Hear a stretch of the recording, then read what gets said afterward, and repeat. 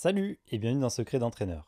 Cette semaine, j'ai la chance de recevoir Romain Cacciavenda, que j'ai déjà eu avec le trio de beaux gosses de Labo RNP, la saison dernière en hors-série. Si tu n'as pas vu l'épisode, vraiment va le voir, ça vaut le coup.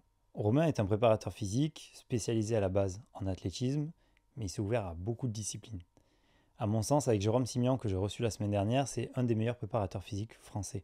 Tu vas voir qu'il a une méthode qui est assez singulière, et dans cet épisode, on va parler principalement de préparation physique et comment construire en fait la notion de transfert pour passer de la préparation physique à la préparation spécifique et aller vers la performance parce que l'objectif est toujours là, c'est la performance, quel que soit le niveau. Avant de te laisser avec le partenaire Larocque, je veux juste te rappeler qu'il faut venir t'inscrire sur le club des entraîneurs. C'est une plateforme bienveillante où on est plus de 300 entraîneurs déjà et où on mutualise nos connaissances, il y a beaucoup d'articles, de questionnements, voilà, tu peux venir voir ça. Tu as le lien dans la description, n'hésite pas à venir y faire un tour, on s'amuse bien. Allez maintenant, je te laisse avec Larocque. Salut. Cette vidéo est parrainée par Larocque. Créé en 1989, Larocque est un fabricant de matériel de sport dédié à la préparation physique pour le haut niveau et le fitness. Larocque est une entreprise française.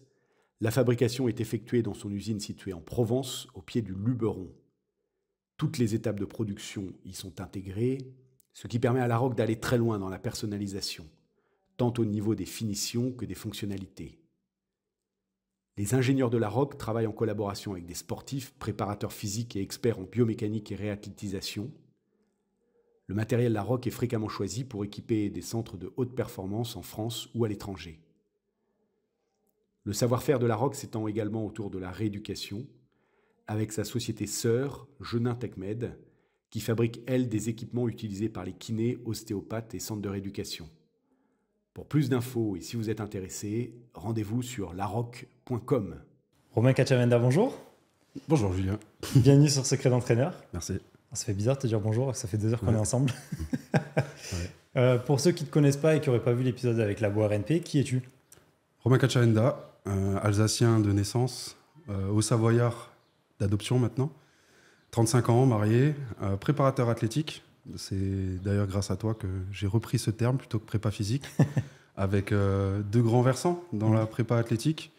Un versant plutôt développement des qualités physiques, où là on soutient le couple entraîneur-entraîné pour développer les qualités qui sont nécessaires à l'athlète par rapport à son sport. Donc c'est ce qu'on connaît à peu près tous de la prépa athlétique et de la prépa physique.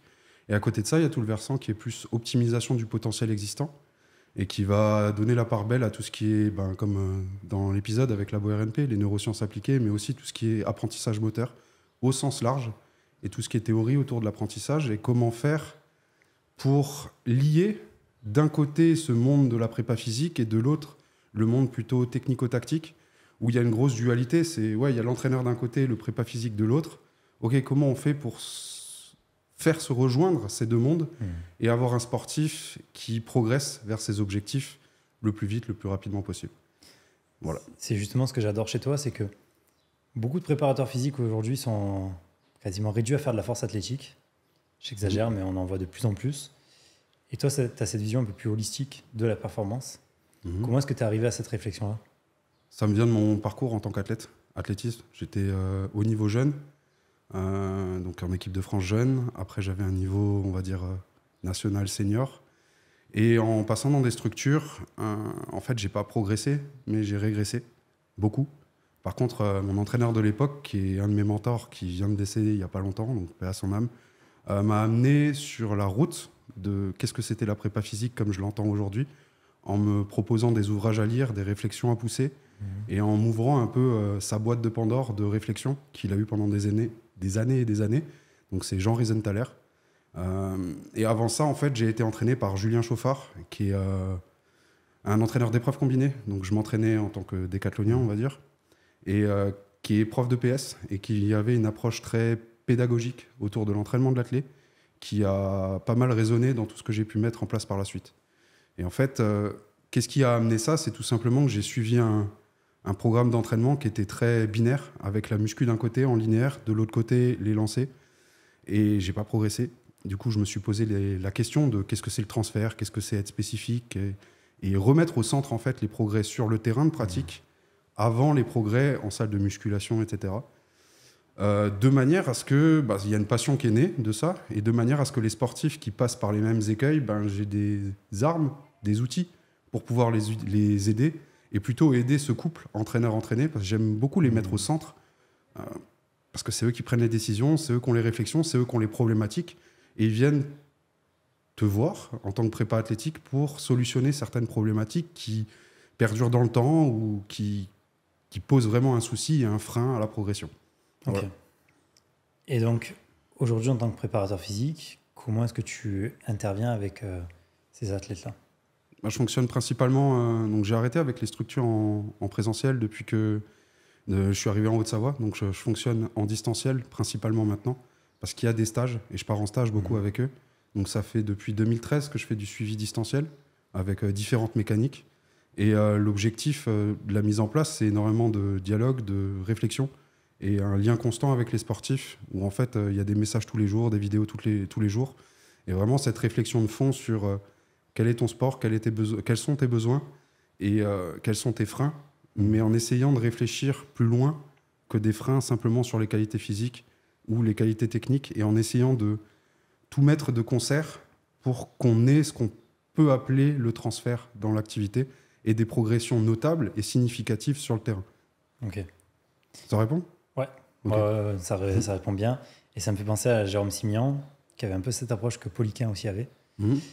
J'identifie les limites, et quelles que soient les limites, je travaille dessus. De maillon faible, ouais. Que ce soit avec de la muscu, des assouplissements, du travail mental, de la respiration, n'importe quoi. Et je fais péter ces limites pour que l'athlète soit meilleur au jour le jour. C'est ça. Et de séance en séance. Ouais. C'est un truc on avait discuté il y a quelques temps. Et tu m'avais dit, moi, mon objectif, c'est que à chaque séance, il soit un tout petit peu meilleur qu'avant. Alors qu'on a tendance, avec cette image de la surcompensation qu'on a tous appris, à avoir un niveau qui baisse, et que d'un coup, avec la récupération, bam, ça explose. C'est un peu le schéma qu'on a en tête. Hein. Ouais.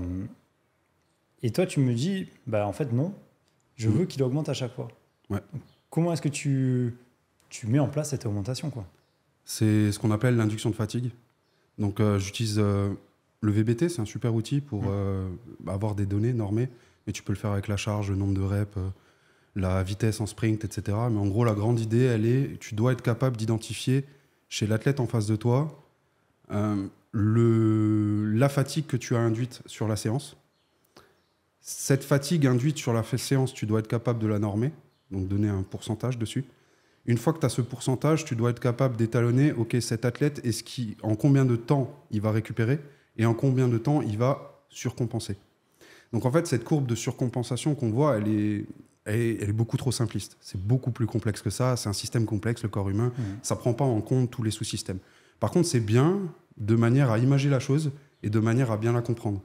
Et l'idée, elle est la suivante, c'est que chaque sportif va avoir des temps de récupération et de surcompensation qui sont différents et qui sont même différents en fonction des qualités, mais aussi interindividuellement.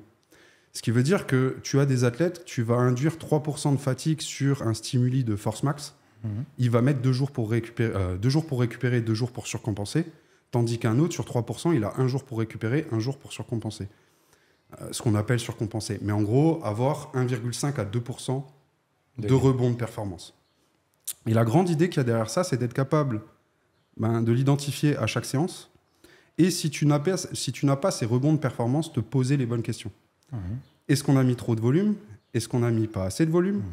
Qu'est-ce qui s'est passé d'un point de vue entraînement invisible ?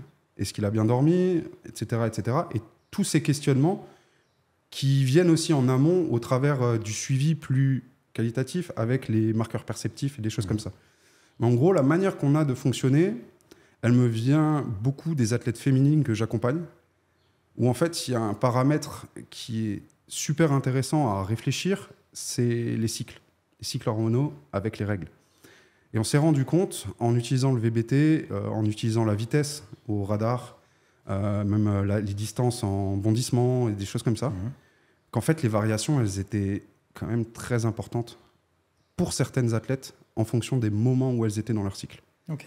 Et ce qui est intéressant, c'est qu'en fonctionnant en induction de fatigue, à savoir ne pas donner de nombre de séries, mais en donnant une fatigue qu'on doit induire, les séries vont se réguler par elles-mêmes en fonction de l'énergie à un temps T et du système nerveux à un temps T de la sportive en face de toi. Et ça se fait même à distance. Ok. Et c'est ça qui est intéressant. Et en fait, cette grande réflexion, elle part de là au départ. Donc merci aux sportives que j'ai pu avoir et que j'ai toujours en suivi, parce qu'on l'a amené chez les mecs aussi, ça marche tout aussi bien. Mais la base de réflexion, c'était chez les filles, en fait. Ok. De comprendre pourquoi est-ce qu'une fille, elle fait une séance le mercredi, elle te fait 42 mètres au javelot fond de cale, elle a ses règles, et le lendemain, la semaine d'après, le mercredi, elle te fait 54. Il y a un gap, c'est monstrueux. Ouais. Essayez de le comprendre. Tu fais la même chose au VBT, tu vois des variations, c'est OK. Bon, déjà, tu vas aller voir gynéco, tu vas faire tout le tralala qui va te permettre d'aller moduler faire en sorte qu'il y ait le moins de variations possible, mais elle sera toujours présente. Comment on le prend en compte? Est-ce qu'on y va à tâtons? Ouais, tu fais juste 2 séries de moins, etc. Ou est-ce qu'on n'aurait pas une manière de faire qui permettrait de l'autorégulation, ça s'appelle comme ça, de l'autorégulation pour que le nombre de séries soit pile poil ce qu'il faut, pouvoir avoir la fatigue voulue, pour avoir les rebonds, quoi qu'il arrive, 2 jours, 4 jours, 6 jours plus tard, en fonction de la planif que tu as mis en place. Comment tu décides, comment l'athlète décide du nombre de séries C'est des... par rapport à des marqueurs de fatigue, est-ce que je suis capable ou pas, quoi? C'est, imagine, tu es au VBT, tu fais une série, on va monter X mètres par seconde, par exemple 1 mètre par seconde, tu vas me faire, il y a des capacités piques, il y a des capacités de répétition d'effort, ça serait l'objet de beaucoup de réflexions, mais en gros, tu vas me faire X séries jusqu'à ce que ça baisse sous tel élément, sous telle vitesse, etc. Tout simplement. J'ai souri énormément parce que j'en parlais avec Rudy Koya tout à l'heure sur comment moi j'utilisais le VBT, c'est exactement ça. On en avait parlé, ouais. Tu vois, on a cette vision-là du VBT et j'ai l'impression qu'on n'est pas beaucoup à l'avoir, je ne vais pas dire personne, mais quand j'en parle, on passe pour des ovnis, où en gros, dans le travail de muscu, on remet de la qualité plutôt que de la quantité. Et on se base que sur de la qualité que tu es capable de produire à un instant T, plutôt que sur une quantité qu'on aura calculée sur notre Excel, quoi. Ouais, c'est ça. Et ça fluctue tellement vite, beaucoup plus vite que la charge, la vitesse et tout. C'est trop intéressant. Parce que c'est un bon reflet de ton système nerveux c'est ça. Et de l'état de fraîcheur. Et tu as des tests, même les haltérophiles, ils ont des tests au VBT. C'est un arraché puissance, tu montes jusqu'à 70%, il me semble, un truc comme ça. Et en fait, ton arraché puissance à 70% va t'indiquer, donc sur chaque entraînement, ils font ça. Et derrière, ça t'indique l'état de fraîcheur de ton système nerveux. En fait, c'est la même chose que les tests sur les CMJ, les sauts verticaux ou le grip test. Sauf que en fait, l'outil, tu l'as déjà, c'est le VBT, si tu l'utilises régulièrement. Et derrière, en fait, tu fais juste une gamme montante au début de ton entraînement, de fin de chauffe, qui va t'indiquer l'état de ton système nerveux à un moment T. Et là, l'idée que toi, tu poursuis, ou qu'on met en avant ici, c'est que, entre guillemets, tu n'aurais peut-être même pas besoin de ça, parce qu'en fait, le nombre de séries va être régulé par, justement, la fatigue induite. Donc, cette autorégulation, elle se fait par rapport à ça. Je bascule sur le travail, toujours en muscu, mais sur le travail d'amplitude. C'est vrai, quand on regarde un petit peu ton travail, on remarque que tu vas dans des amplitudes un peu extrêmes, que le lancer nécessite. Comment est-ce que tu arrives à un travail à ces amplitudes-là? Et comment est-ce que tu fais pour savoir s'il est adapté ou non avec ton sportif? Comment j'y arrive? Comment j'ai eu l'idée d'aller vers ces exos-là? Non, comment... En fait, tu prends un athlète qui n'a pas du tout l'habitude de travailler sur de grosses amplitudes, en particulier d'épaule ou de dos, ce qu'on voit souvent, en tout cas sur ce que tu mets. Si tu fais ça, J1, bon allez, on va faire un pont énorme avec 200 kg sur la tête, j'exagère, tu le casses en deux. Donc comment est-ce que tu arrives à construire? Quelle est la progressivité pour amener à ça? Alors, il y a 2 choses qui sont intéressantes à avoir en tête. C'est le principe de correspondance dynamique de Verkhoshansky. Et ensuite, c'est la pyramide de Bondarchuk sur le développement qu'on peut appeler de force spéciale. En fait, si on va essayer de l'expliquer, et on va l'expliquer simplement. L'idée simple, c'est que le principe de correspondance dynamique, c'est 5 règles qui vont édicter si l'exercice que tu fais est dit spécifique ou proche de ta discipline ou non. Ces 5 règles, c'est l'amplitude, dans un premier temps. Ensuite, on a tout ce qui est le régime de contraction musculaire. Ensuite, il y a la région, c'est-à-dire quelle est la zone qui est la plus en tension, donc de mise en force. Ensuite, on a le taux d'application de force et le temps. Et on finit par le dynamisme. Et ce qui est intéressant, c'est que ça, c'est page 241 de Super Training, de tête, ou 141. mais je crois que c'est 241. Bref, ce qui est intéressant, c'est qu'à côté de ça, vous avez Bondarchuk. Bondarchuk, c'est un entraîneur très connu dans les lancers lourds. Bondarchuk, il a eu... je pense que c'est le seul à avoir fait ça. Sur 2 Olympiades, il a 3 de ses élèves, si on peut dire, qui ont fait podium. 1, 2, 3. Donc le full podium, c'était ses élèves 2 fois de suite. Et il a été champion olympique aussi à Munich. Et lui, il a un système d'entraînement qu'on va peut-être pas détailler ici, mais qui est aussi très tourné sur quelque chose qui est inversé. C'est-à-dire, c'est pas la PPG d'abord, c'est l'exercice de compétition. Et lui, il a défini 4 grandes catégories. Tu as l'exercice de compétition. Juste en dessous, tu as l'exercice de développement spécifique, développement spécial. Juste en dessous, tu as l'exercice de préparation spéciale. Et tout en dessous, tu as l'exercice de préparation générale. Ça te fait 4 grandes catégories d'exercices. Lui, comment il fonctionnait? Il y a plusieurs manières de concevoir une planification à la Bondarchuk. Tu as une programmation qui est plus par complexe, où en fait, c'est des circuits, où en fait, il va basculer et passer d'un exercice de compétition à un exercice de développement spécial, à un exercice de préparation spéciale et à un exercice de compétition. Ensuite, il y a les méthodes variées, où au final, il va un peu... Bref. Et ensuite, il y a la méthode en bloc qui, elle, lui vient d'Issurin, qui est un autre auteur russe. Et en fait, l'idée qu'il a derrière, c'est que l'exercice de compétition, c'est l'exercice que tu réalises en compétition. Imaginons au lancer de marteau, c'est un lancer de marteau de 7 kg. L'exercice de développement spécial, c'est un exercice de compétition, mais avec une légère surcharge. Exemple, un lancer d'un 10 kg. Ou alors faire un 10 kg sur 2 tours. Ce n'est pas l'exercice de compétition, mais on en est très proche. Ensuite, il y a l'exercice de préparation spéciale, préparation spécifique. Pour un lanceur de marteau, ça pourrait être un épaulé, ça pourrait être un arraché. Et ensuite, on a l'exercice de prépa physique générale. Ça va être un sprint, par exemple. Ça va être des bondis. Ça va être de la mobilité. Et en fait, toute l'idée de Bondarchuk, c'est de voir la pyramide du développement athlétique comme on la conçoit en France, j'allais dire, sur ce que je peux voir. On la voit, ouais, il faut une base de PPG pour aller vers l'exercice de compète. Et l'exercice de compète, c'est un peu la cerise, c'est à la fin. Lui, en fait, il voit la chose totalement à l'inverse. C'est-à-dire qu'on place l'exercice de compète au centre et on vient mettre des choses autour qui vont aider l'exercice de compète. Et ce qui est intéressant, c'est que ses écrits, ils datent. Il a écrit 11 bouquins, etc. Mais quand tu vas lire Franz Bosch, il parle aussi de ça et de ses circuits et du fait que la fatigue, c'est pas forcément mauvais et la fatigue peut être un super outil pour l'apprentissage moteur. Sous forme de circuit, si vous avez lu ses bouquins, dans les secondes parties des bouquins, sur l'aspect pratique, il parle énormément de ça.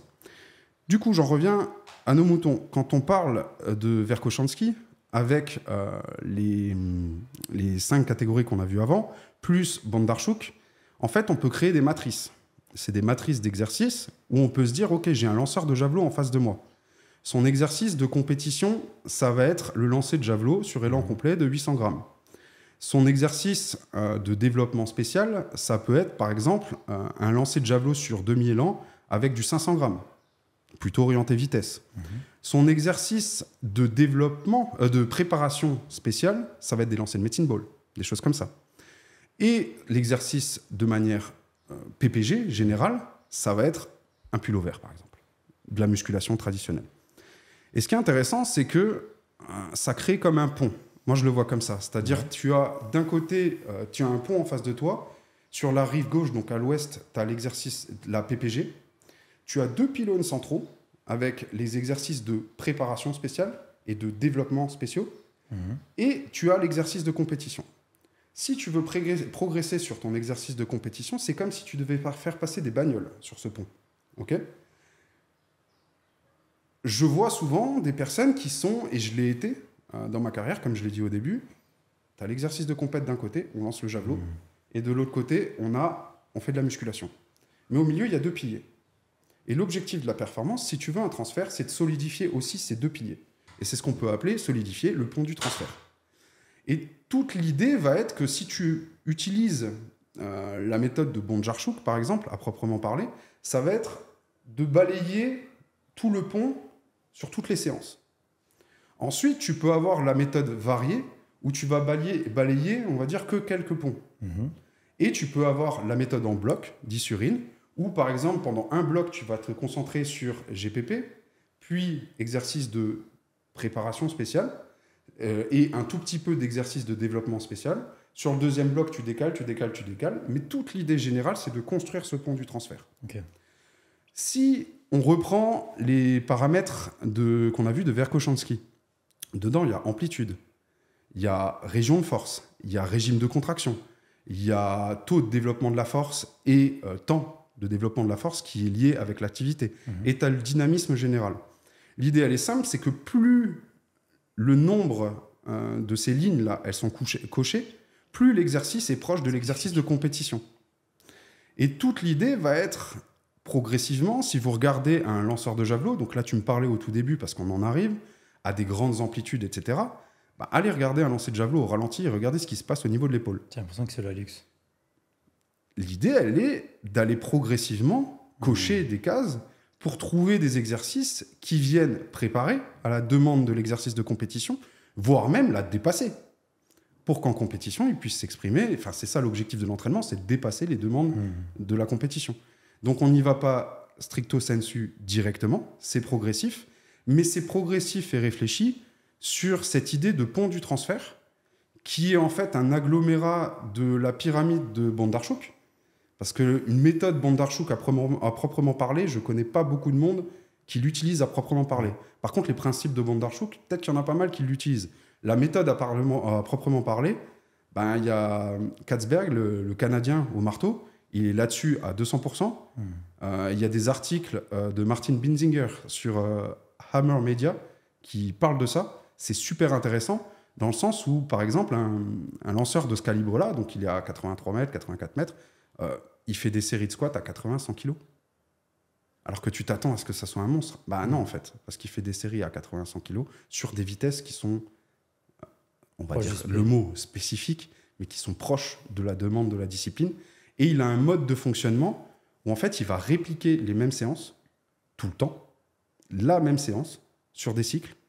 Et la vraie méthode Bondarchuk, c'est la même séance ou deux mêmes séances que tu répliques jusqu'à ce que tu aies eu les adaptations. Mais ça te permet de passer et de mettre de côté cette idée de pic de performance, dans le sens où en athlée, habituellement, on a 2-3 pics de performance dans l'année. Avec la méthode Bondarchuk, tu peux en avoir 20, dépendant de l'athlète. Toujours au niveau, à chaque cycle, tu piques. À chaque cycle, tu es tout en haut. Et ton objectif, c'est de construire un cycle, ou plutôt une séance, qui corresponde aux besoins de l'athlète.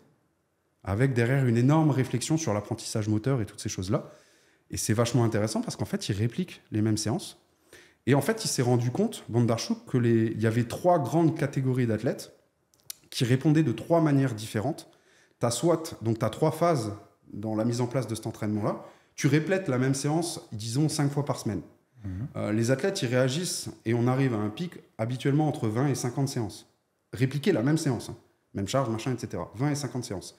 Comment ils regardent le pic? C'est qu'ils prennent un étalon, qui peut être une éjection, etc. Et tu as 3 types d'athlètes, 3 types de réactions différentes. C'est une courbe comme ça, et il y a 3 éléments. C'est l'acquisition, le maintien et la perte. Donc tu perds de la performance d'une séance à l'autre, tu maintiens la performance ou tu acquiers, donc tu gagnes de la performance. Tu as des athlètes, ils gagnent, ils maintiennent, ils perdent. Toi, tu t'arrêtes au niveau où il faut. Tu as des athlètes, ils maintiennent, ils perdent, ils gagnent, ils maintiennent, ils perdent. Et tu as des athlètes, ils perdent, ils gagnent, ils maintiennent, ils perdent. Et ce qui est très intéressant, c'est qu'il en a fait des cycles et des cycles et des cycles et des cycles d'entraînement. Ce qui est très intéressant, c'est qu'un sportif réagit la plupart du temps toujours de la même manière sur un nouveau programme. Ça, c'est super intéressant. Ouais. Et toujours sur le même temps.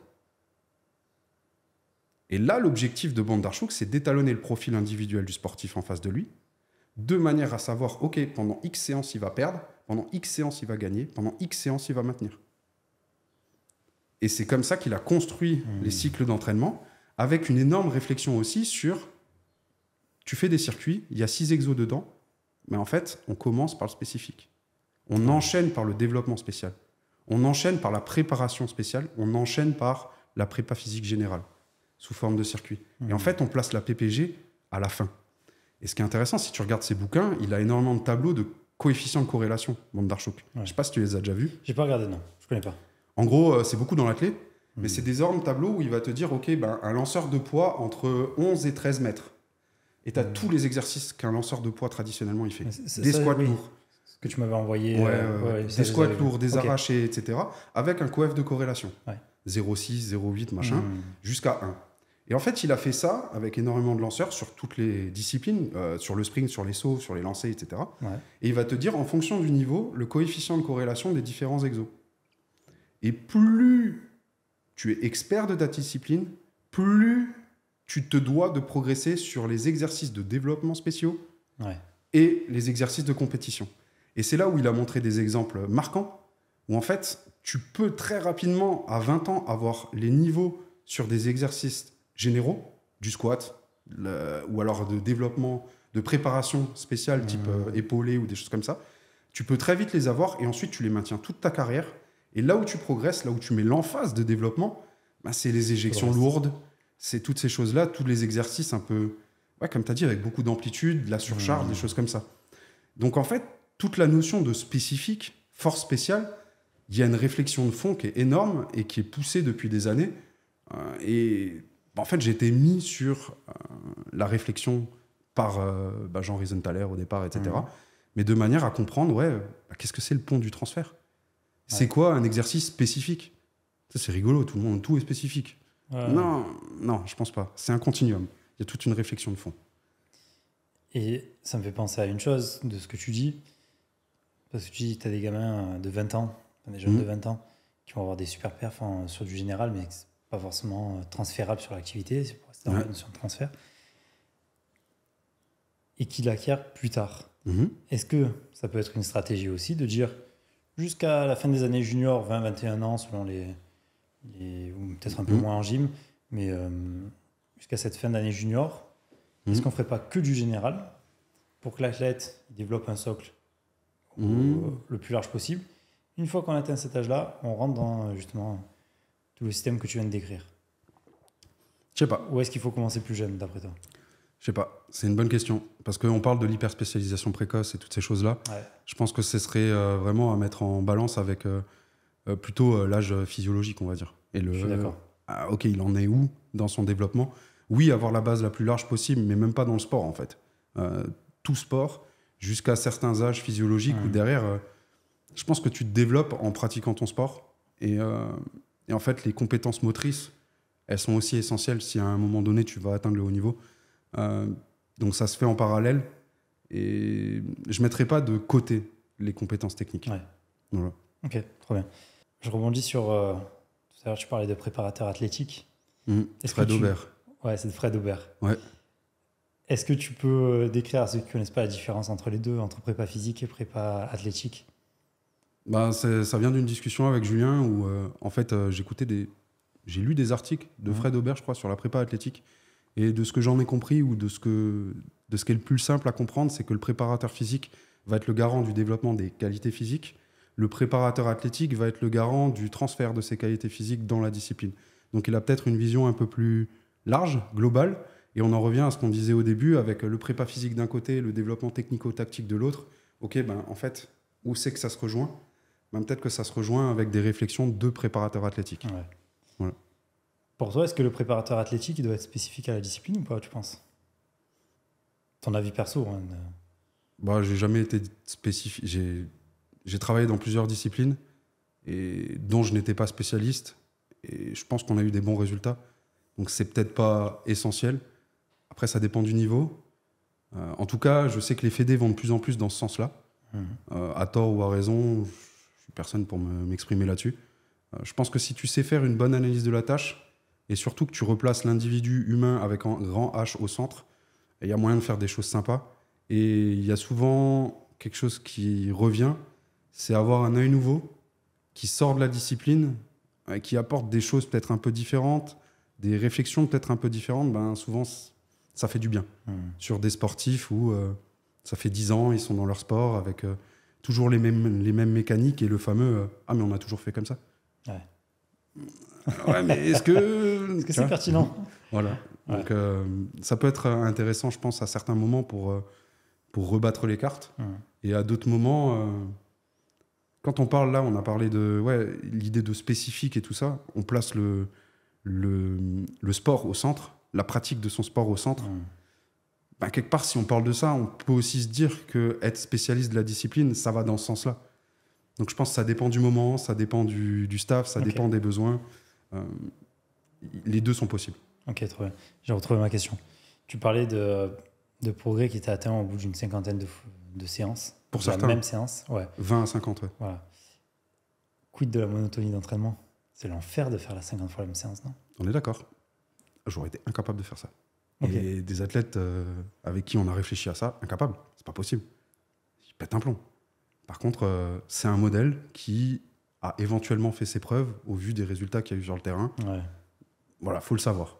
Et c'est pour ça que je parle, appliquer la méthode Bondarchuk à proprement parler, je connais pas beaucoup de monde qui fait ça.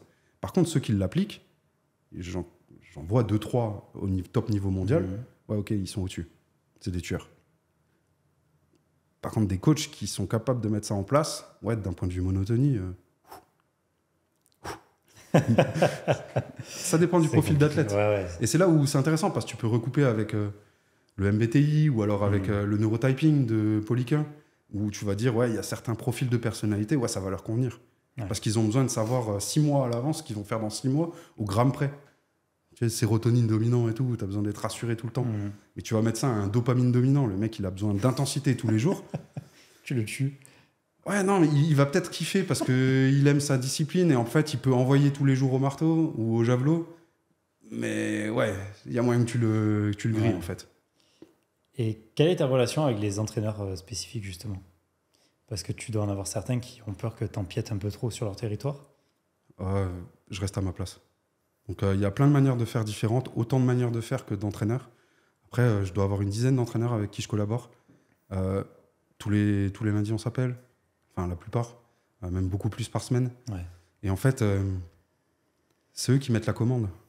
Ils voient les choses sur le terrain et derrière, on réfléchit ensemble. OK, qu'est-ce qu'on pourrait mettre en place Et il y a une itération qui se fait avec l'athlète et qui se fait assez facilement en se plaçant en tant que prépa athlétique et biomécanicien. Tu n'es pas spécialiste de la discipline. Par contre, tu vas juste donner ton point de vue d'un point de vue biomécanique sur ce que tu vois. Et derrière, on pourrait faire ça. Ah tiens, j'ai vu une étude là-dessus. En fait, c'est une discussion. Ouais.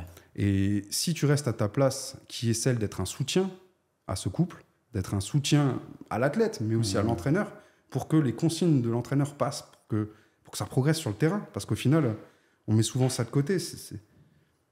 Tu fais du triple saut, il faut que tu sautes plus loin. Tu fais du lancer de javelot, il faut que tu...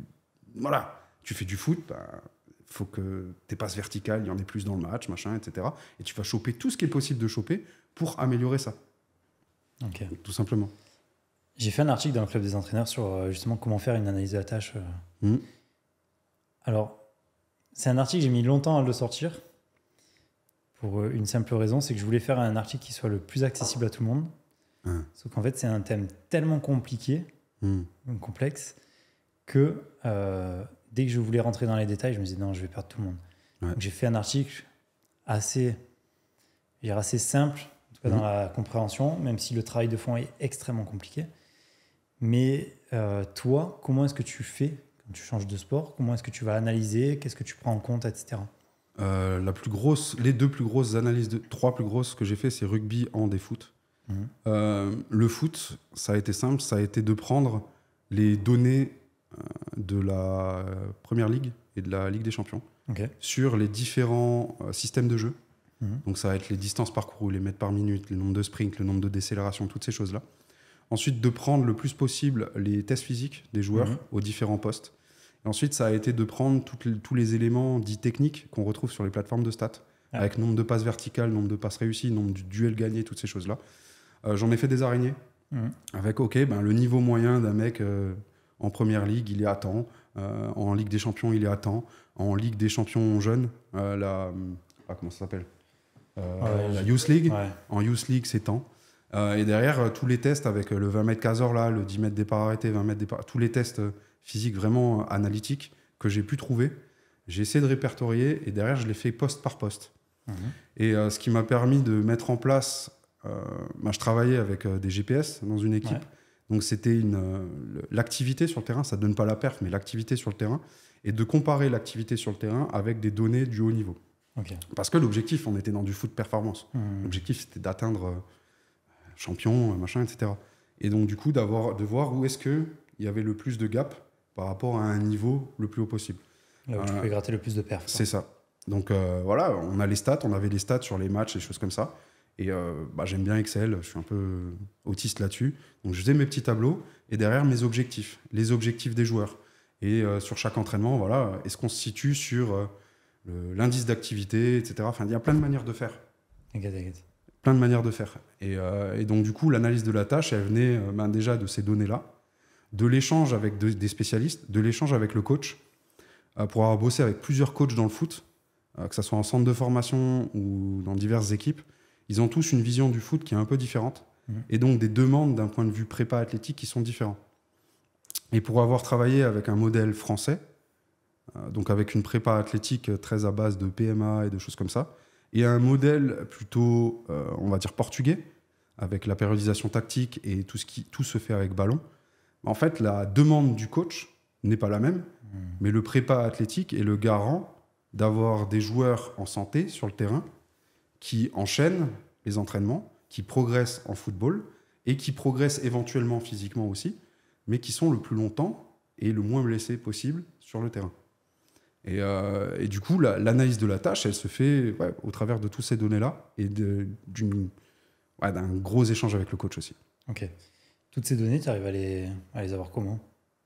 C'est les copains. Hein. Ouais. Les copains dans des clubs, machin. Voilà, j'avais des amis dans des gros clubs. J'ai toujours des amis dans des gros clubs français, en Allemagne, en Angleterre. Tu leur demandes c'est quoi vos données de match. Hein. Ouais. Et, voilà. Ouais. Tu t'arranges. Et souvent, c'est les données des équipes B, donc les U23, les choses comme ça. Ça te donne déjà un bon indicateur. Et tu vois un peu, les devs centraux, ils en sont à temps, etc., etc. Et après, si tu fouilles un peu dans la littérature, t'en trouves, tu vois. Ouais. Franchement, sur le foot, ça c'est facile parce que tout est diffusé, donc tu as plein de mecs qui font des stats et tout, ça c'est facile. Alors, je te posais la question surtout pour des sports un peu plus amateurs. Ouais. Là, après, tu as la quantification sur. Tu regardes les vidéos. Ouais. Les stats, elles ont été faites comment ? Moi, je l'ai fait en judo. Ouais. Avec mon chrono. Tu sais, tu regardes un match de Ligue des Champions en hand. Moi, je m'étais amusé à faire ça aussi. C'est, tu prends ta fiche et tu as ton match. Tu le déroules en accéléré, en x2. Et dès qu'il y a une action, tu mets pause et tu notes. Ok, c'est combien de changements de direction, c'est combien de sauts, c'est combien de courses de repli. Tac, tac, tac, ok. T'en fais 3, 4. Est-ce qu'il y a des choses qui corrèlent ? Ensuite, tu compares avec ce que tu peux trouver. Et tu fais une analyse de la tâche. Après, je suis toujours parti de ok, le plus haut niveau, c'est quoi ? Et c'est quoi la demande actuellement sur le plus haut niveau ? Et on va essayer de ruisseler et d'étalonner. Ok, toi, actuellement, ton niveau, il se situe là par rapport au haut niveau. Ce qu'on peut étalonner à tel niveau. Ton point le plus faible, c'est ça. Le point le plus faible de l'équipe, c'est ça. Ok, on va mettre en place des choses de manière à monter le niveau de l'équipe pour aller vers cet objectif-là. C'est Jérôme Simian qui nous avait dit un petit peu la même chose. C'est en gros, lui, il analyse ce qui se fait chez l'élite et il regarde toutes les données communes sur la technique ou le physique, le sprinter qui passe sans genou, etc. Il te dit, ok, ça, toutes les élites qui font moins de 10 secondes au 100 mètres, ils le font. Ouais. Tous. Si tu fais pas ça, tu feras jamais moins de 10 secondes. C'est juste pas possible, c'est biomécanique. Le sprint, c'est très facile. Hein. Dans des disciplines un peu plus... c'est très facile. Biomécaniquement, c'est facile à analyser. Sur d'autres choses comme le foot, le rugby et tout, c'est un peu plus complexe, mais tu peux te dire, voilà, tous mes piliers en rugby, ils arrivent à produire tant de puissance sur un ruck. Ouais. Si tu fais pas ça, tu vas te faire broyer. Donc, on va développer ça. Une fois que tu as acquéri ça, hop, on va aller chercher d'autres choses. Et je trouvais ça assez original de dire, je cherche pas les différences entre les mecs d'élite, mais surtout le point commun qu'ils ont absolument tous, et ce que moi, je dois tendre à donner à mes athlètes. Jean Riesenthaler, il m'a montré une manière de faire qui était... Alors, eux, c'était l'analyse vidéo de l'ancien temps. C'était sur cassette, sur télé, avec des calques. Okay. Génial. Et le dartfish. Le dartfish de l'époque. Et en fait, il mettait un calque sur la télé. Et en fait, il avait mis des petits points sur le genou, la hanche, l'épaule. Et il regardait en fait les droites de chaque articulation. Et en fait, il les traçait, image par image. Et il regardait en fait l'harmonie de l'accélération du genou vers la hanche, vers l'épaule, vers le bras. Et en fait, il y avait quelque chose qui était super intéressant, c'est qu'il l'avait fait sur plein de lanceurs. Et tu sais ce qu'il avait fait par la suite? Il avait superposé tous les calques. Il avait regardé c'était quoi les points communs. Et derrière, l'idée, elle était que ça, c'est les éléments, c'est les positions de force, c'est les éléments clés. C'est là-dessus qu'on doit faire un focus. Et tout le reste autour, c'est ton adaptation individuelle et c'est de la littérature. Ouais. Sauf qu'il y a beaucoup de coachs qui se prennent la tête sur des choses, il n'y a pas lieu d'être. Ouais. Nous, ce qui nous intéresse, c'est les éléments, comme tu as dit, communs. Le reste au milieu, c'est l'adaptation individuelle qui va fluctuer. Qui va fluctuer énormément. Et ça, c'est rigolo parce qu'on en revient vers Franz Bosch. Ouais. Du coup, je vais rebondir là-dessus. J'ai un athlète qui a un des défauts clés que tu as analysé. Comment est-ce que tu fais pour le faire changer? Est-ce que tu dis attention, ton coude là il est mal placé, ou est-ce que tu mets des situations en place? Non, situation. Un bon coach devrait être capable de mettre en place une problématique au travers d'un exercice pour l'athlète sans parler. Et la résolution de cette problématique motrice devrait amener l'athlète à, par lui-même, se moduler dans sa discipline et sur la problématique qu'on a identifiée. Et c'est intéressant parce que on en revient au point du transfert aussi. Ouais. C'est-à-dire, j'ai cette problématique-là. Il y a les exercices de prépa physique généraux, ils peuvent aider s'il y a vraiment un manque de force ou quoi que ce soit. Mais après, c'est développement spéciaux, préparation spéciale, développement spéciaux. Et après, tout ce dont on a parlé avant, en fait. Et tu vas construire tes situations de manière à ce que tu n'aies pas besoin de parler. Un coach qui est à côté en train de déblatérer ses consignes, etc., pour moi, c'est un mauvais coach. Il y a des moments où il faut discuter. Il y a des moments où il faut itérer. Mais cette itération doit amener à la recherche d'un exercice qui sera une problématique pour l'athlète qui amènera un changement. Mais essayer de jouer à la Game Boy avec ton athlète, non, mais ça marche pas. Ça marche pas. On a essayé longtemps, ça marche pas. Ouais. Et c'est là où c'est intéressant d'aller s'intéresser à tout ce qui est écologie de l'apprentissage et tout. Et après, il y a des mécaniques simples, juste les consignes que tu donnes. Il y en a beaucoup, c'est des consignes négatives. Ne fais pas ça. Ouais, ne pense pas à un éléphant rose. Tu viens de penser à quoi? Non, c'est pas possible. Il faut qu'il construise l'image et qu'il l'enlève. C'est pas possible, que du positif. Ça, c'est un truc de vraiment béaba. Visualisation de base. Et après, derrière, c'est aussi être capable, du coup, d'avoir une construction de séance qui fait une part belle, justement, à gérer et à mettre en place des exercices qui font la parlotte eux-mêmes. Et c'est Charlie Francis qui disait « Let the drill make the speech ». Laisse l'exercice faire la parlotte. Charlie Francis, vous l'avez cherché un peu, qu'est-ce qu'il a fait dans sa carrière d'entraîneur? C'était solide. Voilà. Ça me rassure. Quand j'étais très jeune, que je passais mes diplômes fédéraux en judo, je crois que j'avais déjà raconté cet exemple, mais c'est pas très grave. J'étais en stage dans une structure que je connaissais pas du tout en judo. Justement, je voulais aller voir un club que je connaissais pas, un mec qui était extraordinaire, Davy Julien, à Marseille. Et j'avais un cours, alors je me rappelle plus, ça devait être des 6-9 ans, tu vois. Et donc, à chaque séance, il me demandait de faire un tableau A3 avec mes exercices, critères de réussite, c'est un truc qu'on a tous connu. Donc, je le faisais et il y avait la durée de chaque exercice. Et au bout de quelques mois, tout se passait bien, le groupe réagissait bien, je mettais des situations et tout, je bossais bien. Et un jour, j'arrive, j'avais une horloge à l'entrée du dojo sur laquelle je basais toutes mes durées. Et un jour, il arrive et il me dit « Ah, au fait, aujourd'hui, il monte sur la petite tabouret, il enlève l'horloge, il la pose. » Je dis « Mais qu'est-ce que tu fais ?» Il me dit « Je pense que tu n'es pas très bon pour gérer justement les consignes, etc. » Il me dit « Donc, on va voir. » Je me dis « Bon, ok. » Je ne sais plus combien d'exercices j'avais, mais j'ai fait l'échauffement, le premier exercice. Il me dit « Bon, par contre, dans 5 minutes, la séance, elle est finie. » J'ai dit « Mais non, c'est pas possible. » Il me dit « Si. » Il me dit « Tu parles trop. » Il me dit « Balance une situation, et puis après, tu corrigeras un petit peu, un tout petit peu. Mais laisse-les faire, quoi. » Et justement, moi, j'étais tellement focus à ce qu'ils comprennent tous l'exercice, que je réexpliquais 10 fois, que je remonterais avec un, avec l'autre. C'était nul. C'était d'une nullité. Et du jour où il m'a mis ça m'a mis une claque. Et j'ai dit non, ok. Et après, il me le faisait à chaque séance. Et à la fin de l'année, j'avais plus du tout besoin parce que j'avais compris toutes ces choses-là. Mais je le remercie 1000 fois. Tu vois. Il m'a mis plein de, je vais dire des pièges, mais c'était sa pédagogie, mais ça marchait super bien. Il le faisait très bien. Donc, les jeunes judokas qui veulent se former, allez voir Davy Julien, clairement. Il y en a d'autres, hein, mais lui est excellent. Mais c'est vrai que ça te fait prendre conscience que au plus tu parles, au moins il y a de messages qui y passent. Ouais. Et donc, trouve autre chose, quoi. Ouais, c'est ça. Et c'est pas. On est dans de la résolution de problèmes moteurs. Trouve qu'est-ce qui va être un challenge moteur et qui va amener l'athlète à changer et à évoluer. Et là, déjà, si tu as fait ça, c'est une grosse partie du boulot, non? Ouais. Et c'est des choses simples, en fait. Que... Tu sais, c'est un truc tout bête. Avant, on parlait de Charlie Francis. Et il y en a beaucoup qui disent « grandis-toi sur l'appui. Arrête, tu cours assis, machin, etc. » En fait, il y a un truc super simple à mettre en place, c'est courir avec une barre au-dessus de la tête. Si t'es pas aligné sur l'appui, tu tombes et t'es beaucoup moins efficace. T'as pas besoin de parler. Prends le truc au-dessus de la tête, d'un coup, il s'aligne. Et après, tu joues avec la fatigue. Tu joues avec les circuits. Tu joues avec ce qu'on peut appeler la restitution, les complexes, les contrastes. Ou derrière, tu passes de l'un à l'autre, de l'un à l'autre.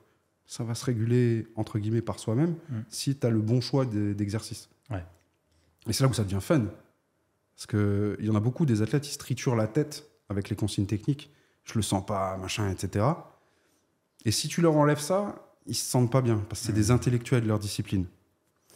Et en fait, toute l'idée, c'est de changer cette intellectualisation de la discipline vers l'intellectualisation de la solution ou de la recherche d'un exercice qui permettra la mise en œuvre de la solution qui aidera l'ensemble. Ouais. Et ils kiffent tout autant, en fait. Voilà. Et c'est comme ça, ça rebondit, mais c'est comme ça qu'on en arrive à des exercices sur grande amplitude, des ponts, des choses comme ça, qui, en fait, c'est pas montré parce que c'est le jeu des réseaux sociaux, désolé, mais il y a toujours de la restitution. Il y a toujours au moins un exercice de développement spécial derrière, de manière à revenir à la discipline, revenir à la discipline, revenir à la discipline, tout le temps. Ok. En athlète, ça peut être relativement facile à faire. Comment est-ce que tu peux mettre ça en place sur des disciplines un peu plus... qui nécessitent plus de matériel? Tu penses à quoi en particulier? Je sais pas, par exemple, la voile, le kayak, ou certains sports de combat. Est-ce que tu fais, en fait, ta muscu autour de ton ring et tu montes sur le ring direct, ou autour du bateau et tu remontes sur le bateau direct? Comment est-ce que tu peux faire des choses comme ça? Ouais, après, t'es pas obligé d'être en salle de muscu pour trouver des situations d'apprentissage. Ouais. C'est simplement que tu vas moduler l'environnement.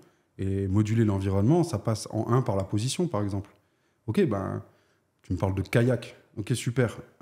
Qu'est-ce qui t'empêche de faire du kayak avec la tête penchée? Tes repères, c'est plus du tout les mêmes. Et par contre, ça va t'aider peut-être à ressentir un peu mieux ton assiette ou des choses comme ça. J'ai jamais réfléchi kayak. Mais un autre sport... peuvent être X, Y, Z, c'est d'abord la position du corps, ensuite vitesse, ensuite tu as tout ce qui est rythme et tout ce qui est accélération avec lesquels tu peux jouer.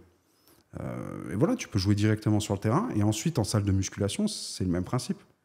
Tu peux jouer avec plein de choses et on en a parlé avant, tu as 5 éléments, tu peux jouer sur l'amplitude, on a dit, sur le régime de contraction, etc. Et plus tu en coches, plus c'est spécifique. Tu peux inventer plein d'exos. Et derrière, tu verras par toi-même si la capacité de l'athlète à répondre à cette problématique motrice a amené un changement dans la discipline. Une fois que tu as une connaissance sur les systèmes sensoriels, sur l'ensemble, tu inventes plein de trucs. Et le maître mot, c'est la performance sur le terrain, quoi qu'il arrive. Donc l'objectif, en modifiant ces 5 caractéristiques, finalement, ça va être d'améliorer le panel et le panel de réponse motrice de ton athlète pour qu'il puisse s'exprimer techniquement pendant la compétition, quoi. Ouais, c'est ça. Après, là, on peut s'égarer un peu. Mais l'idée, elle est simple, c'est les progrès techniques, il faut voir ça comme un chemin. On en avait parlé la dernière fois, je crois. Un chemin. Plus tu vas essayer de coller à un modèle, plus tu vas fermer le chemin.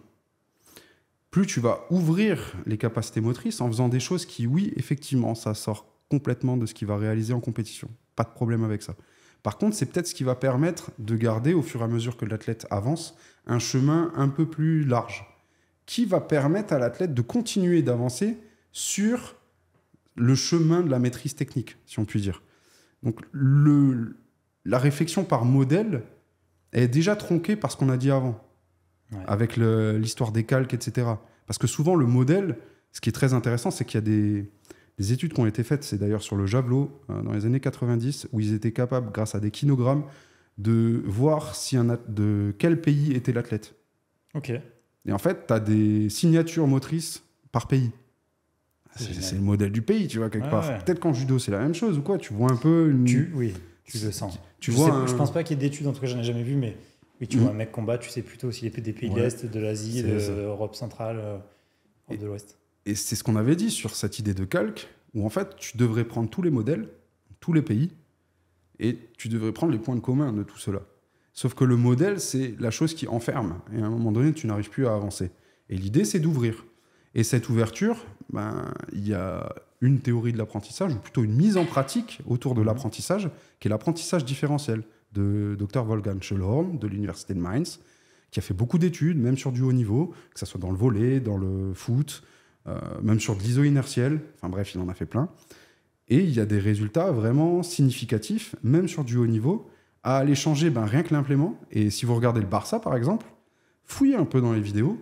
J'essaierai de vous trouver ça et de le poster, je sais pas où, bref.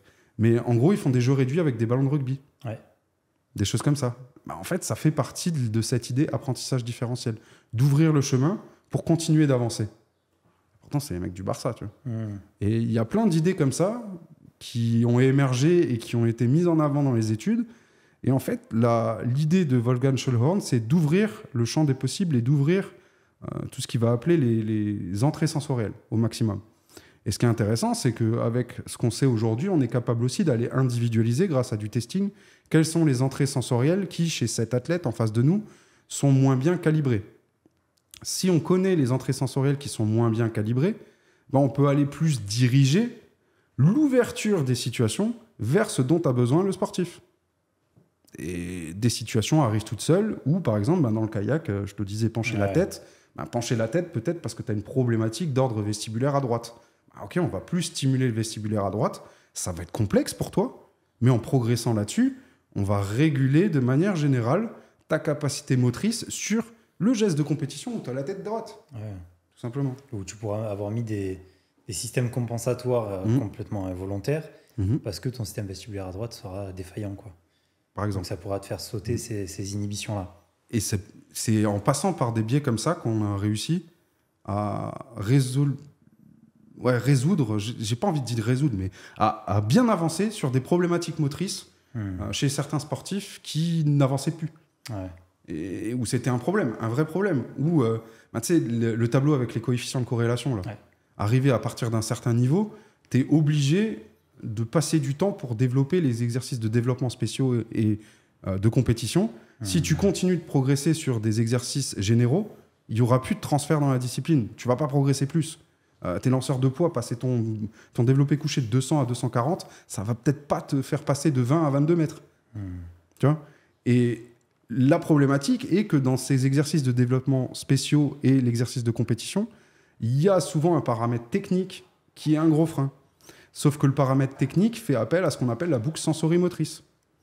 Et la capacité à analyser la boucle sensorimotrice a permis d'aller sortir des athlètes de cette boucle infernale de « ça passe pas en compétition, je suis pas meilleur dans mon sport, je vais retourner en musculation et charbonner 2 fois plus. » C'est une erreur commune aujourd'hui. Ah ouais, et il n'y a pas ce pont du transfert dont on a parlé depuis le début. Et c'est des athlètes qui tapent dans le mur 1 saison, 2 saisons, 3 saisons. Des fois, ils passent du côté obscur, ou des fois, ils arrêtent tout simplement. Et en fait, techniquement, dans la discipline, ça n'a pas progressé. À côté, il y a tout qui est ouvert, ça fait que progresser, mais il ne se passe rien sur le terrain. Comment on explique ça ? C'est les questions qu'on s'est posées il y a 2013, 2014, 2015. Et on a commencé à réfléchir sur ces choses-là. C'est un des athlètes que j'ai en kickboxing. Pareil, au début, moi, j'étais rentré un peu dans ce piège-là. Parce que un peu plus léger, un peu moins puissant que les mecs dans sa caté. Il était déjà top monde, mais il y avait vraiment un gap entre le top 3 et lui. Et je me dis, il faut qu'on bosse un peu en muscu, parce que franchement, il avait un développé couché à 100 kg. Le mec, dès qu'il mettait une droite dans un sac, il m'a plié un sac en deux, ouvert un sac en deux. Et là, tu dis, attends, avec la puissance que tu arrives à générer, il n'y a rien qui est sur ça. Et en fait, je me suis dit, bah oui, ça sert à rien en fait ce que je fais là. On est repassé sur un système complètement différent et il est remonté jusqu'au top 3 monde, tu vois, grâce à ça. Et grâce à ça, c'est une brique parmi les autres, mais ça lui a fait prendre confiance en ses capacités, en plein de choses. Et c'est une machine. Et tu te dis, effectivement, au début, je voulais lui faire passer une barre en développé couché, mais pas lui qui en avait besoin, c'était presque moi pour prouver des choses, tu vois. Ah, t'étais prépa physique. C'est ça. Et t'as basculé prépa athlétique. Exactement. Mmh. Et là, aujourd'hui, je lui fais faire plein de trucs. Tout le monde est mort de rire, tu vois. Des fois, je m'amuse à le faire ramper par terre avec tu vois, la marche de l'ours, avec du poids qui traîne par terre. Tout le monde dit, pourquoi tu lui fais... Parce qu'en fait, quand il va tirer le poids qui traîne, il va forcer sur un angle particulier qui, moi, m'intéresse quand il va ouvrir la hanche. Et les gens, ils te regardent, qu'est-ce qu'il fout, ce con, quoi. Et au niveau du pied, quand tu viens faire une marche de l'ours avec quelque chose, la luxe et tout ça, sauf que c'est son point d'ancrage. Il avait des pieds foireux en plus. Aujourd'hui, c'est son point d'ancrage pour mettre son kick et tout. C'est des coups de fusil, quoi. Et là, je me dis, putain, j'étais passé à côté de ça, quoi. Juste parce que je voulais qu'il squatte plus lourd, parce que je ne comprenais pas comment il squattait si peu. Pareil en bench, je dis, non, il y a un problème. Et en fait, en prenant du recul et en te disant, ok, aujourd'hui, son objectif, c'est de tenir ces 3x3 rounds, 3x3 minutes de round, c'est de taper fort, et de taper fort malgré la fatigue. Grosso modo, c'est les 3 trucs. Parce comme il est lourd, il n'a pas beaucoup de fréquence de frappe. En tout cas, pas autant que des légers. Donc ça, on l'a mis un petit peu de côté, parce qu'il était déjà très bon dans son niveau. Et on a dit, on va travailler sur le reste. Parce qu'il fait 107 et que les mecs en face font au moins 120, quand il tape, oui, ça tape fort, mais les mecs, ils résistent. On s'est dit, ok, comment on va faire pour qu'ils les éteignent, quoi. Et on a construit toute une chose comme ça pour faire progresser. Alors, il y a eu un déficit de force à un moment donné au niveau des jambes. On l'a bossé, ça a duré 6 mois. Je parle de ça fait des années maintenant que je l'ai. Et maintenant, on fait que des trucs sur du maintien, sur de l'explo, sur du transfert. Et tous les gens qui le regardent bosser disent, il me fait des trucs bizarres, ce mec. Et ouais, mais qu'est-ce qui se passe sur le ring derrière, voilà. C'est ça qui nous intéresse. C'est ça. Et c'est quelque chose qu'on perd de vue. Et moi, le premier, je l'ai perdu de vue. C'est de se dire, on va augmenter les performances muscu, tout va aller mieux. Bah non. Je me suis réfugié aussi là-dedans pendant longtemps, même personnellement. Une compète qui foire le dimanche, le lundi matin 8h, t'es en muscu. Est-ce que c'est réellement la solution? Mais bon, comme ça qu'on apprend. C'est clair. Pour revenir un petit peu à l'apprentissage différentiel, donc si je résume ta pensée et ce que c'est mettre une contrainte d'ordre sensoriel. Donc par exemple, ça peut être au niveau de la posture en attachant un bras dans le dos, je dis n'importe quoi, ou fermer un œil, voilà, pour amener une adaptation motrice liée à cette contrainte. L'objectif derrière, pareil, si je comprends bien, tu m'arrêtes, c'est de dire, ok, tu as appris à courir avec une main dans le dos, donc ton gainage, il a été différent, et demain, si un adversaire te bloque le bras, tu sauras y répondre, quoi. Si je grossis le trait, c'est un peu ça. Il y a de l'idée derrière ça, Ok. Est-ce que ça, c'est intéressant à faire à tous les niveaux? Et à tout âge? J'ai un exemple, c'est l'étude qui a été déclencheuse, si on peut dire, pour moi, c'était dans le foot. C'est Wolfgang Schellhorn, c'est sur une étude sur des tirs au but, donc en dehors de la surface. C'est sur une 3e division allemande. Donc c'est du bon niveau en foot. Et où en fait, ils ont fait donc des tirs au but. Il y avait 7... Alors, si je me trompe sur les chiffres, je vous donne l'idée générale, j'ai plus exactement en tête. 7 points autour du terrain. Sur ces 7 points, il y avait un tir sans élan, un tir avec élan, un tir avec un saut au-dessus d'une haie et derrière, je tire. Tout ça, ils ont scoré par rapport à l'endroit où ils le mettaient dans le but et ce qu'ils étaient capables de faire avec une sorte de bâche à trous, etc.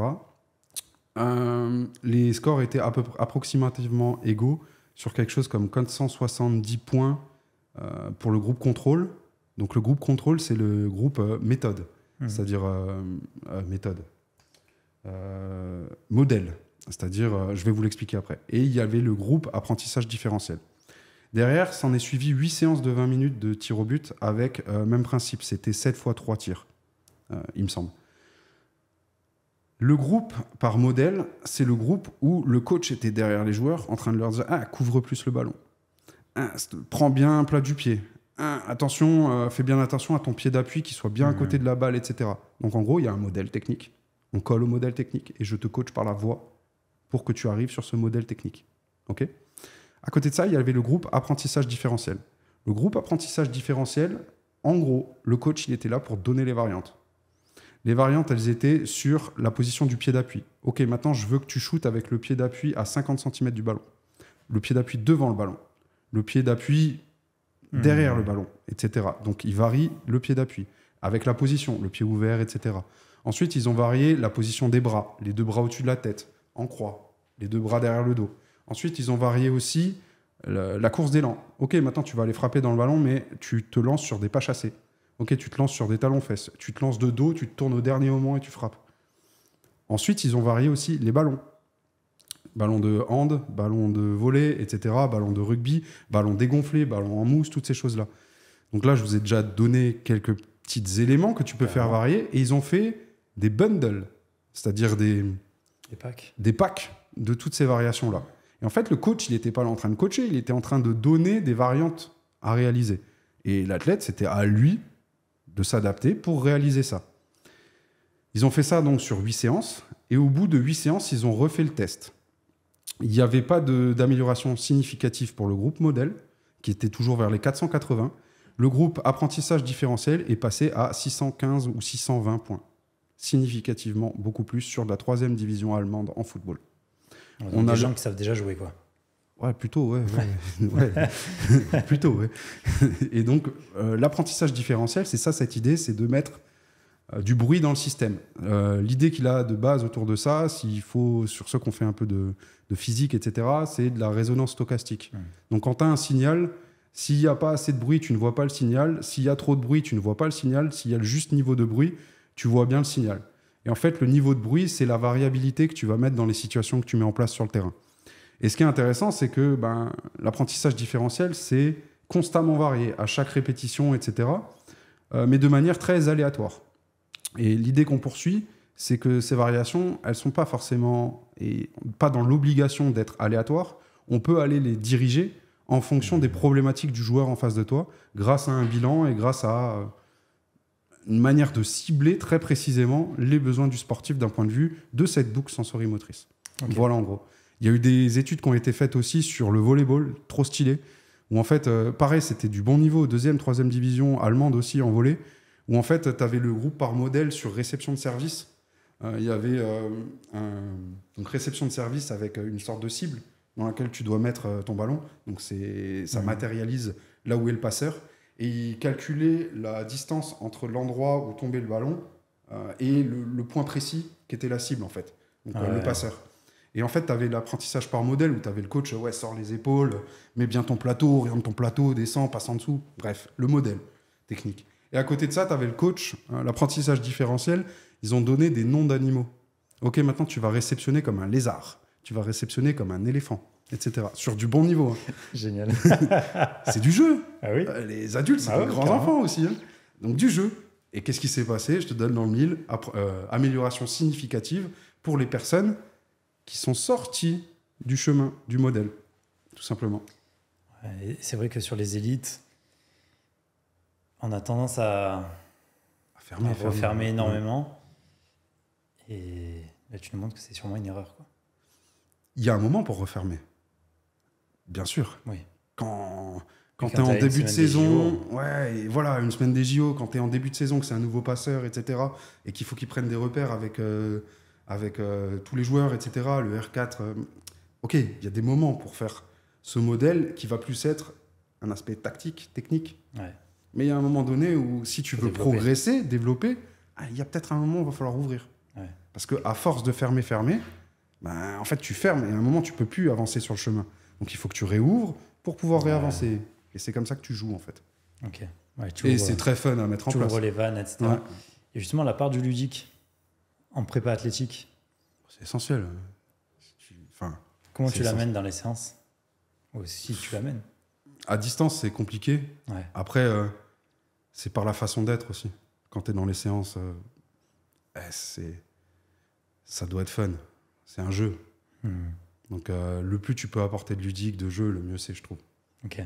Après, c'est mon feeling, mon appétence personnelle. Moi, je suis pareil que toi. Okay. Moi, je suis toujours en train de raconter des conneries et tout pendant les séances. Il y a des moments où il faut être très sérieux, pas de souci, mais le plupart du temps, il faut quand même rigoler.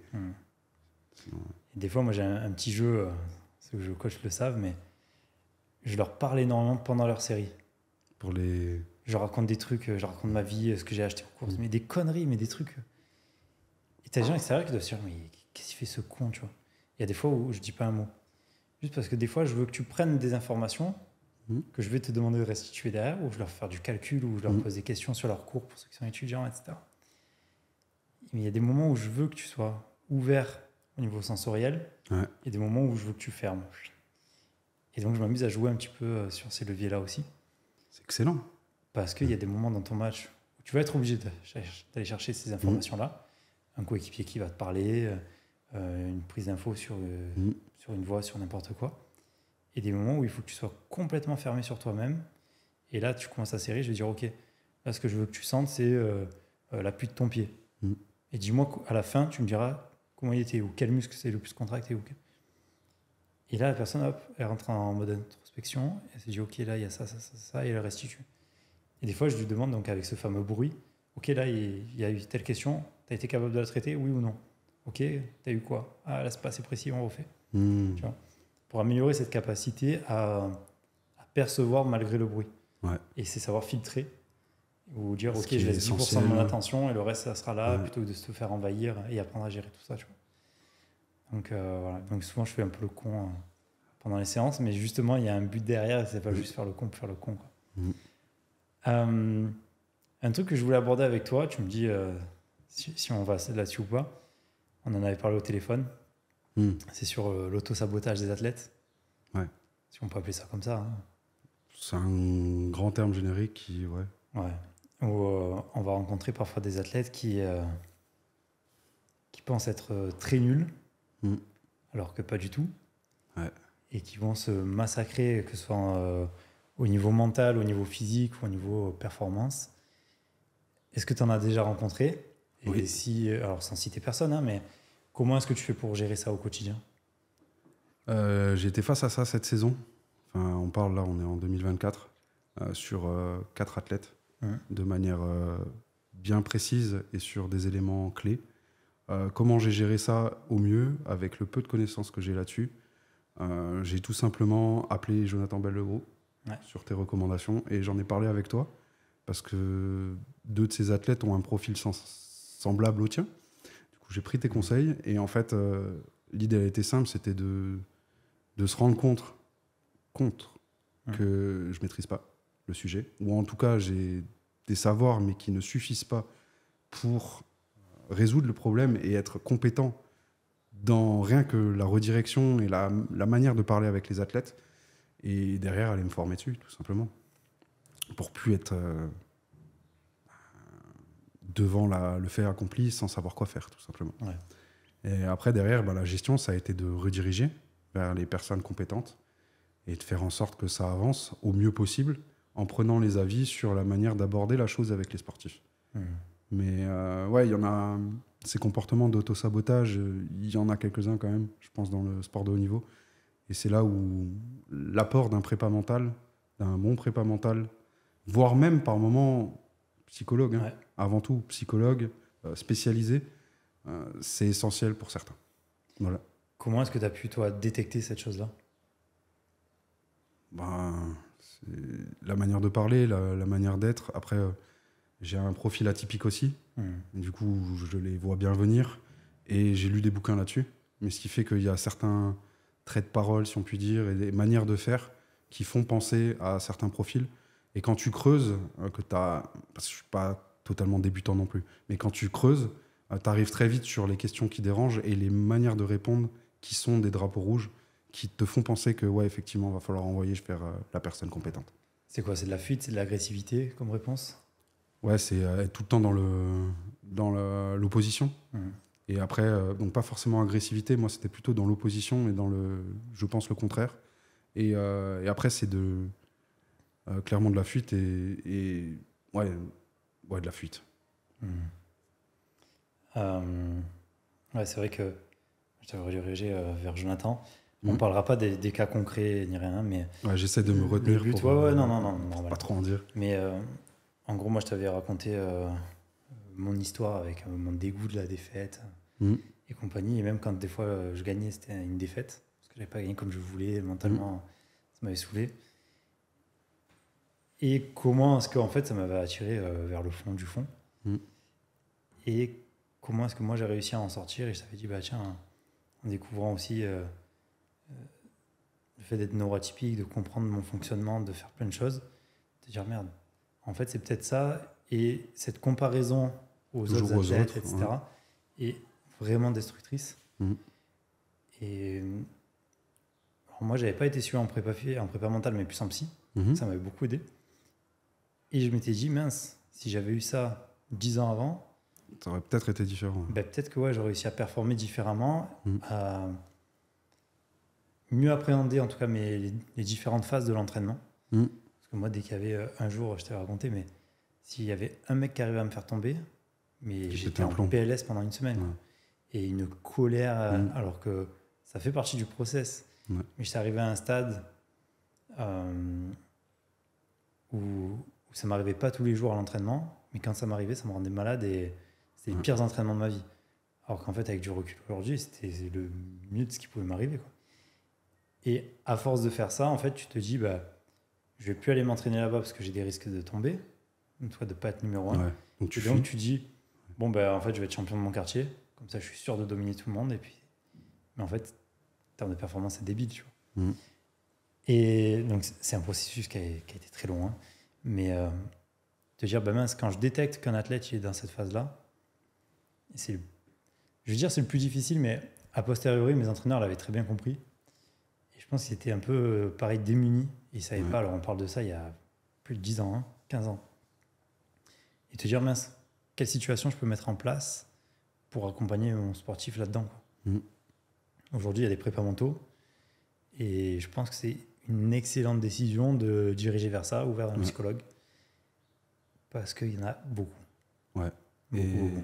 Quand tu vas vers la neuroatypie, tu te renseignes dessus, il y a un truc qui est l'hypersensorialité qui ressort beaucoup.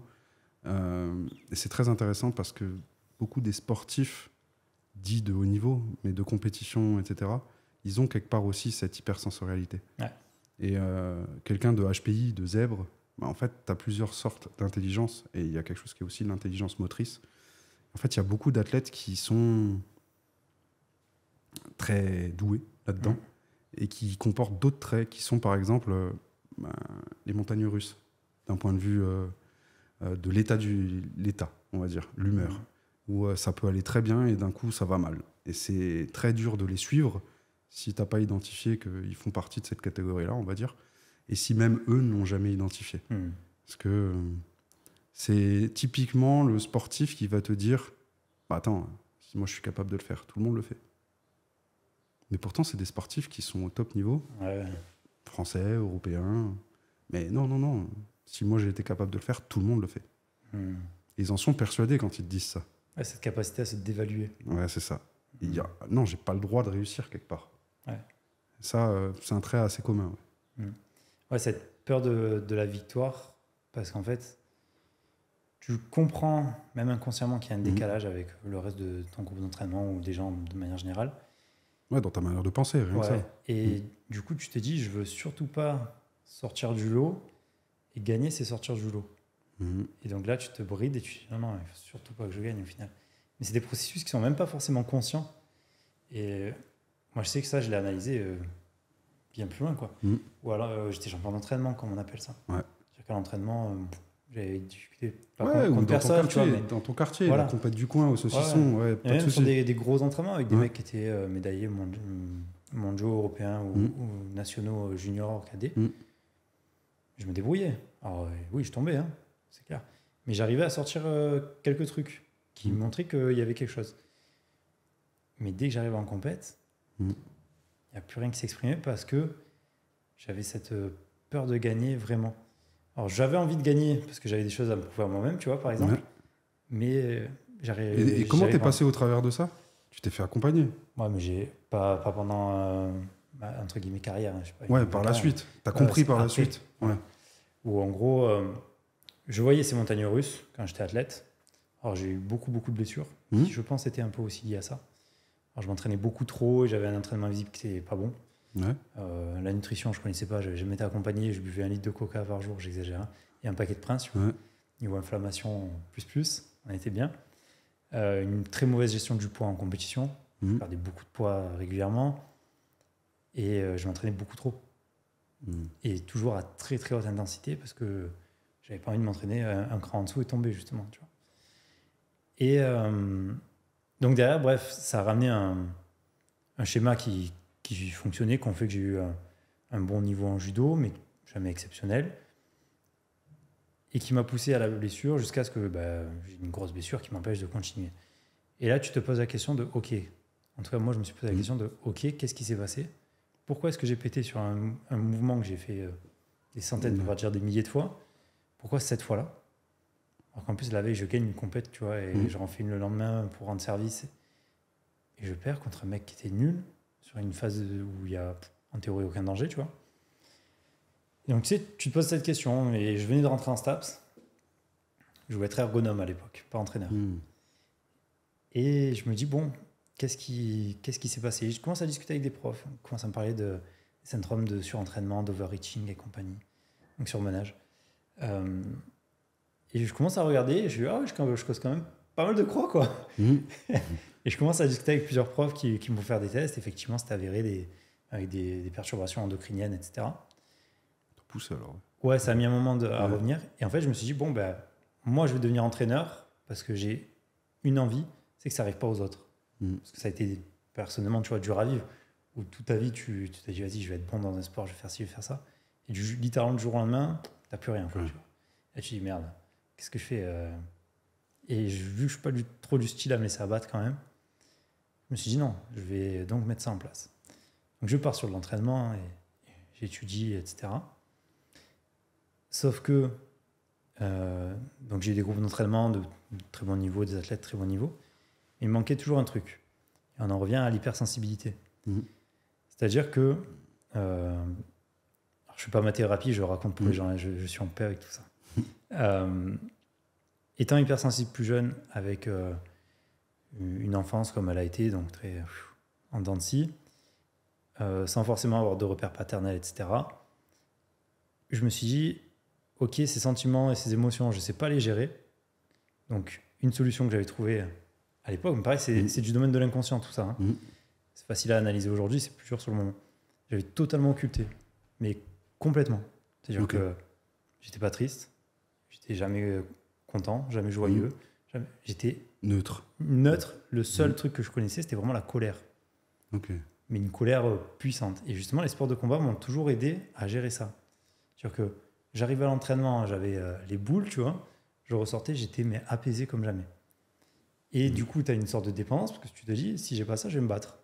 Et si j'avais pas ça, je me bagarrais, tu vois. Et donc tu dis, bon, qu'est-ce que c'est que ce truc-là? Il y a un peu plus d'un an et demi, 2 ans, je me dis, bon, ce truc-là, je l'avais toujours enfoui, je savais qu'il y avait un souci à gérer là-dessus. Et je me suis dit, bon, je vais aller voir un psy. Tout le monde me dit, ouais, ça fait du bien, ça fait des trucs, machin. T'es en bon français, psy égale malade, égale j'y vais pas, parce que moi je vais très bien, tu vois. C'est vous qui êtes fous. Donc je vais voir un psy. Pour les notes, une première, au bout d'un quart d'heure, je m'amuse à lui mentir juste pour savoir si elle va me prendre des notes ou pas. Et dans ma tête, je faisais des paris, tu vois. Et donc un quart d'heure plus tard, je lui dis, bon, par contre, ça va pas le faire, quoi. Donc elle m'envoie chez un mec qui était spécialisé justement sur TDAH et neuroatypie. Moi je dis, bon, TDAH, peut-être neuroatypie, pas du tout, tu vois. Et en fait, il me fait passer des tests, on échange beaucoup. Et donc, il me dit que j'ai un TDAH. En lisant un petit peu ce que c'était, j'avais compris. J'étais neuroatypique, donc j'avais un QI assez haut. Et pas mal de... Sur les tests, c'est super long. Voilà, il y a pas mal de choses qui apparaissent. Je ne rentrerai pas dans les détails. Et donc, il me dit, voilà, vous êtes ça, quoi. Et moi qui me suis toujours cru un peu con, tu vois. Alors, j'ai toujours vu un décalage... Je retrouvais les gens un peu lents des fois, enfin, tristement lents. Et je disais, merde, qu'est-ce qui se passe là? C'est quoi ce truc? Moi, comme ça, je ne comprenais pas, tu vois. Et il m'a filé plein de bouquins à lire. Mais genre, plein de bouquins. Je venais de vendre ma boîte, j'étais dans un temps mort, où je me suis dit, pour la première fois de ma vie, je vais m'occuper de moi, tu vois. Et donc, j'ai lu tous ces bouquins-là. Il y en a un qui m'a beaucoup marqué, c'était... attends... Il m'a tellement marqué que j'ai oublié le titre. Adulte surdoué, cadeau ou fardeau? Non, c'était trop intelligent pour être heureux ou quelque chose comme ça. Il me semble. Une meuf qui est sur X qui a écrit ça.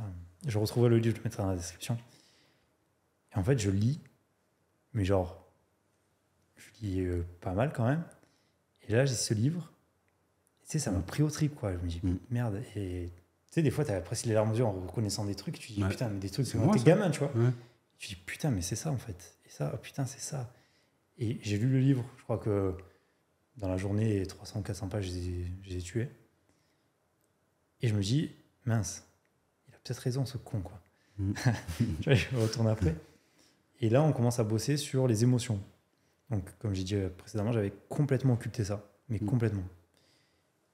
Et là, il s'était passé des trucs dans ma vie en perso où je savais plus ce qui m'arrivait, je comprenais pas, il y avait des choses qui m'arrivaient, j'arrivais plus à gérer. Et il me dit, bah, en fait, c'est juste que vous avez des émotions, vous savez pas du tout comment gérer, donc vous pétez un câble, quoi. Ouais, vous choisissez la seule voie que vous connaissez. C'est exactement ça. Ouais.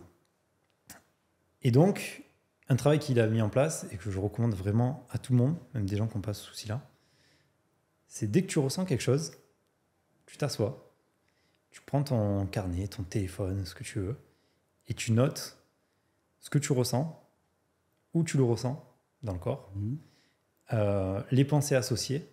Et une fois que tu as fait tout ce travail-là, d'après toi, quelle émotion c'est ? Et là, tu vas te rendre compte de nuances énormes. Et moi, en fait, j'ai appris ce qu'était une émotion en faisant ce travail-là, quoi. Alors, je l'ai fait pendant des mois et des mois.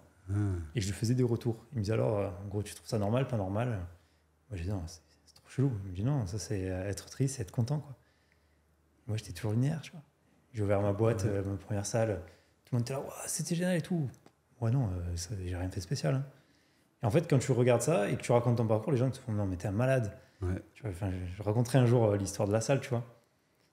Mais c'était des risques dans tous les sens. À tout moment, ça aurait dû capoter et ça ne capote pas, tu vois. Parce que tu gardes le cap. Et aujourd'hui, j'ai pris conscience que c'était un boulot particulier, que pas tout le monde est capable de le faire, en tout cas. Ouais, ça. Et pendant... Je dis ça fait quelques mois, tu vois, que je me suis mis ça en tête. Hein. Mais en fait, pendant des années, je me suis dit, mais ça va, n'importe quel teubé pour ouvrir une salle. Tu commandes du matériel, tu fais un crédit à un banquier et t'as ta salle, quoi. Et en fait, quand tu regardes, non, c'est un petit peu plus complexe. En tout cas, si tu veux pas faire une salle basic fit, brandée, hein, si tu veux faire ton centre de prépa physique un peu smart, il faut aller un peu au-delà de ça. Et du coup, voilà, j'ai compris, non pas qu'il y avait un décalage avec les gens, mais que j'avais une façon de raisonner qui était différente. Pas mieux, pas moins bien, différente. Juste différent, ouais. Voilà. Et donc, pour revenir au sujet de base, c'est que tu as des athlètes à qui tu vas proposer un travail et ça va très bien fonctionner. Et d'autres, tu vas mettre ce travail-là et ils vont remettre toute leur vie en question. Pas parce qu'ils n'y arrivent pas, parce que tant ils y arrivent, mais soit ils n'y arrivent pas de la manière dont ils l'auraient voulu, ou sur la chronologie qu'ils voudraient. Et ça, en fait, ça a créé des... Je ne vais pas dire des sortes de frustrations, tu vois, mais qui sont vraiment internes et que la personne ne verbalise même pas forcément, et qui vont s'accumuler au fur et à mesure. Et si tu n'as pas réussi à identifier ces profils-là, forcément, il y a un moment donné où il va y avoir un point de rupture parce que... Ça va exploser, ouais. Voilà. Soit il va être en décalage avec le groupe dans les sports co et du coup, tu vas perdre le mec ou la fille. Soit dans les sports indie, il va changer d'entraîneur pensant qu'un autre entraîneur, c'est la solution, etc. Et c'est très compliqué à gérer. Donc, alors moi, je sais que j'ai la chance d'avoir... j'ai la chance d'avoir eu plusieurs athlètes comme ça. Et je sais qu'on s'entendait très bien parce que manière de raisonner assez commune. Ouais, il y avait une sorte d'effet miroir. C'est exactement ça. Ouais. Et aujourd'hui, je n'ai pas encore trouvé de solution globale à ces problématiques-là, quoi. Donc c'est ça que c'était intéressant d'avoir aussi ton point de vue sur ça. Bah, moi non plus. Je le voyais, hein, ces problématiques, depuis longtemps. Je ne m'y suis pas penché plus précisément et c'est vraiment depuis cette année où là, ça a été flagrant. Et il y a eu un peu ce moment charnière pour 2-3 athlètes où là, il y a vraiment quelque chose à creuser et à aller chercher. Mais je pense que j'essaierai de faire un épisode avec un prépa mental qui est spécialisé là-dedans ou un psychologue qui est spécialisé là-dedans pour essayer d'avoir des réponses parce que finalement, c'est 2-3% des gens. Enfin, c'est un club de 150 gamins. Tu en as forcément dans le lot. Donc, comment est-ce que tu vas identifier ça et comment est-ce que tu vas modifier ton approche ? Ça, c'est super intéressant. Et c'est très intéressant à aller explorer. Et peut-être, j'ai l'impression qu'il y en a beaucoup dans le sport de haut niveau. Enfin, beaucoup. Que le pourcentage n'est pas le même dans le sport de haut niveau. Je ne sais pas s'il y a des stats, j'essaierai de trouver ça, de le mettre en bio si jamais je trouve. Mais effectivement, dans ce qu'on voit, ils ont forcément quelque chose de plus que les autres, sinon tout le monde y arriverait. Ouais, c'est ça. Donc que ce soit là-dedans ou dans une autre forme d'intelligence. C'est Gardner, l'essai de cerveau de Gardner, il me semble. Ouais, possible. C'est assez intéressant, pareil, je mettrai un article en lien là-dessus. Parce que je suis en train de... Enfin, je me suis noté comme quoi il fallait que je le fasse dans le club des entraîneurs. Donc peut-être que d'ici à ce que l'épisode sorte, il sera sorti. Ça sera sorti. Je le mettrai en lien ou pas. Mais ouais, en tout cas, c'est un travail qui est très intéressant parce que ça sort du commun. Ouais. Donc, à voir sur la suite. Est-ce qu'il y a des thèmes que tu as envie d'aborder ? Pas spécialement, là. Parce on a parlé... Entre Labo et cet épisode, je pense qu'on a fait un bon tour. Ouais. Bah, moi, c'est un truc qui me tient à cœur, là, ce dont on a parlé avant, c'est-à-dire cette notion de transfert, pont de transfert, de spécificité. C'est quelque chose qui est à la base du système de prépa physique et de prépa athlétique qu'on utilise pour avoir vraiment cette idée de mettre les résultats en compétition, ratio de Zatsurski, au centre. Et être capable, tu arrives au championnat de France, tu dois faire season best ou personal best le jour des France. Parce que c'est l'objectif identifié. Et ça me tient à cœur, tout comme l'apprentissage, mais qui rejoint la même chose en fait. Cette notion de transfert, cette notion d'être capable de proposer quelque chose qui va permettre une réelle amélioration sur le terrain pour le sportif en face de nous. Et là, il y a l'apprentissage moteur au sens large avec l'approche par contrainte dirigée, l'apprentissage différentiel qui rentre dans la balance, qui croise avec les neurosciences appliquées, tout ce qui est labo, boucle sensorimotrice et ces choses-là. Et il y a aussi tout l'aspect, là on en a parlé à la fin, de prépa mentale, qui, quand tu regardes Fergus O'Connelly, il a écrit un super bouquin, Game Changer. Il y a 4 coactifs à la performance, technique, tactique, physique, psychologique. Et en fait, la psycho, c'est un quart. Si on prend le camembert en tant que tel, c'est un quart. C'est quelque chose qui, je pense, est aussi à ajouter dans cette vision très holistique, si on peut dire, ou générale, ou être capable de piocher le bon outil ou de renvoyer vers la bonne personne à un moment T, quoi. Et justement, ça me fait rebondir sur une question que j'avais pour toi. Ce quart psychologique, est-ce que tu penses qu'il peut être travaillé à travers la préparation physique ou spécifique ? Moi, je pense. Il y a des situations qui vont être réfléchies. Toute situation, tu dois pouvoir l'expliquer. C'est ce qu'on t'apprend en STAPS et tout, ton pourquoi, machin. Une fois que tu sais expliquer, on valide la situation. Et tu peux faire tous les choix que tu veux. Je pense qu'il y a des situations que tu vas pouvoir mettre en place avec une réflexion de pourquoi, de qu'est-ce que je veux améliorer, qui est psychologique derrière. J'en suis certain. Ok, trop bien. On passe aux questions de la fin. Ça fait 1h30 qu'on est là. Ouais. Quelle formation tu conseillerais à un prépa physique, prépa athlétique ou entraîneur pour devenir encore meilleur ? Celle qui répond à tes problématiques de terrain actuelles. Si tu es prépa physique, prépa athlétique, entraîneur, tu dois bien avoir des problématiques sur lesquelles tu butes. Cette problématique sur laquelle tu butes, analyse-la. Une fois que tu l'as analysée, va chercher le meilleur dans ce domaine-là. Ça peut être un bouquin, ça peut être un appel, ça peut être donc un appel à un consulting, etc. Ou alors ça peut être une formation, mais va chercher le meilleur. Enfin, ça c'est ma manière de faire, le meilleur par rapport à cette problématique-là. Ok. Donc, faut que ça réponde, parce que c'est une chose toute simple. Si tu ne mets pas en application, ça ne te servira à rien. Donc, si tu as une problématique qui est là, ça t'assure de faire un minimum de mise en pratique immédiate le lundi, etc., quand tu rentres de formation, pour que ça soit quelque chose qui s'additionne à ton puzzle, à ton système, tout simplement. Ok. On a déjà parlé de pas mal de bouquins dans l'émission, je les mettrai en lien dans la biblio. Est-ce qu'il y en a un ou plusieurs autres que tu conseilles vraiment de lire ? Ou un parmi ceux que tu as déjà cités ? Je cite tout le temps mes super trainings, mais par contre, il faut vraiment le lire. Ouais. Et c'est après, tu le gardes comme une sorte de livre de chevet, et tu vas te replonger dessus, parce que derrière, ça va t'ouvrir plein de champs possibles. Après, derrière, il y a les bouquins de Franz Bosch, c'est super intéressant à lire. Ils ont été traduits en français par Benjamin Delmoral. Alors là, sa super maison... Super physique. Super. Non, c'est Rudy, ça. Ah, c'est... Ouais, pardon, parce que j'étais avec Rudy tout à l'heure, c'est Physique Performance. Physique Performance, voilà. Ils ont été traduits, donc ça, c'est super intéressant. Ensuite, je pense qu'il faut aller chercher les bouquins de Rob Gray. Il en a écrit 3. Il y en a un à venir qui est dédié au coach d'ici septembre. Rob Gray, c'est LSU University. C'est un PhD qui travaille justement sur toutes les théories autour de l'apprentissage. Par contre, c'est qu'en anglais, désolé. Ouais. Et il a un podcast qui s'appelle perceptionandaction.com avec pas mal de ressources dessus aussi. Donc ça, c'est intéressant. Qu'est-ce qu'on a dit ?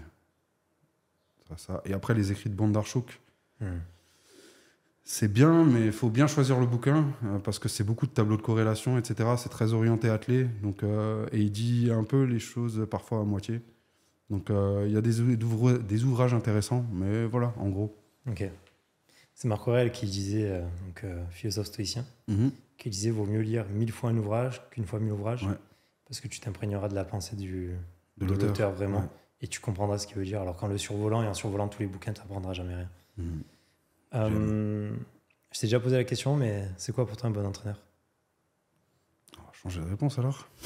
Je me souviens plus exactement ce que tu avais dit. C'est quelqu'un qui est capable de trouver les clés pour faire progresser. Donc, ça nécessite de savoir analyser pour trouver le bon outil, mais donc d'avoir le bon outil dans la boîte à outils, etc. etc. Et ce, à n'importe quel niveau. Être capable d'analyser n'importe quelle personne. Analyser, c'est un grand mot, mais aller trouver les gâchettes qui vont faire donner un progrès significatif chez n'importe quelle personne. Je te laisse le mot de la fin. Merci de m'avoir invité, convié, et toujours un plaisir d'échanger. Et au plaisir de se parler en réel, de se croiser. Voilà.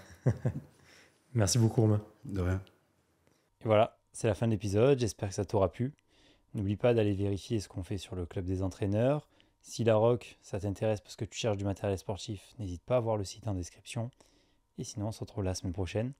Encore une fois avec de l'athlétisme.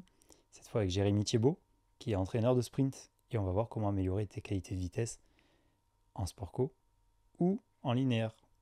Salut!